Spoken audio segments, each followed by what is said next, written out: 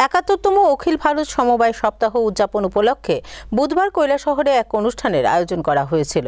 এই অনুষ্ঠানে উপস্থিত ছিলেন রাজ্যের যুব বিষয়ক ক্রীড়া দপ্তরের মন্ত্রী টিঙ্কু রায়।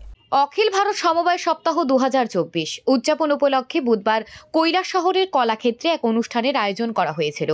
৭১তম অখিল ভারত সমবায় সপ্তাহ উদযাপনে জেলাভিত্তিক অনুষ্ঠানটি আয়োজন করেছিল সমবায় দপ্তর ও ত্রিপুরা রাজ্য সমবায় ইউনিয়ন। এদিন অনুষ্ঠান শুরুর প্রথমে একটি শোভাযাত্রা বের করা হয়েছিল। শোভাযাত্রাটি শহরে বিভিন্ন পথ পরিক্রমা করে পুনরায় কৈলাসহর কলাক্ষেত্রে এসে মিলিত হয়। এরপর সমবায়ের নিজস্ব পতাকা উত্তোলন এবং প্রদীপ প্রজ্বলনের মাধ্যমে অনুষ্ঠানের শুভ সূচনা লগ্নে উপস্থিত ছিলেন যুব বিষয়ক ও ক্রীড়া দপ্তরের মন্ত্রী টিঙ্কু রায়। এছাড়া অনুষ্ঠানে ঊনকোটি জেলা পরিষদের সভাধিপতি অমলেন্দু দাস, জেলাশাসক দিলীপ কুমার চাকমা, কৈলাসহর পৌর পরিষদের চেয়ারপারসন শ্রীমতী চপলা দেবরায়, বিশিষ্ট সমাজসেবী কার্তিক দাস, পরিচালনা কমিটির কনভেনার বিজয় কুমার রায় সহ আরও অনেকেই উপস্থিত ছিলেন। এরপর সমবায়ের গুরুত্ব নিয়ে আলোচনা করেন অতিথিরা। তাছাড়াও এদিনের অনুষ্ঠানে গত দিনে বসে আঁকো প্রতিযোগিতায় অংশগ্রহণকারী প্রতিযোগীদের মধ্যে শংসাপত্র ও ট্রফি তুলে দেওয়া হয়।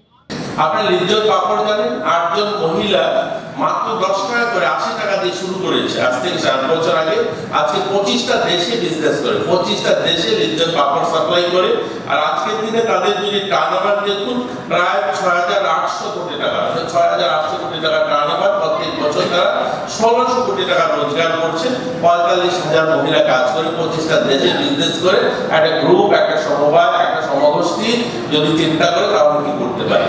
এই আমুল দুধটা একটা দুটো মানুষ না, পুরো একটা জেলার সমস্ত সবাই সম্মিলিত প্রচেষ্টা, সবাই মিলে যখন একসঙ্গে কাজ করছে।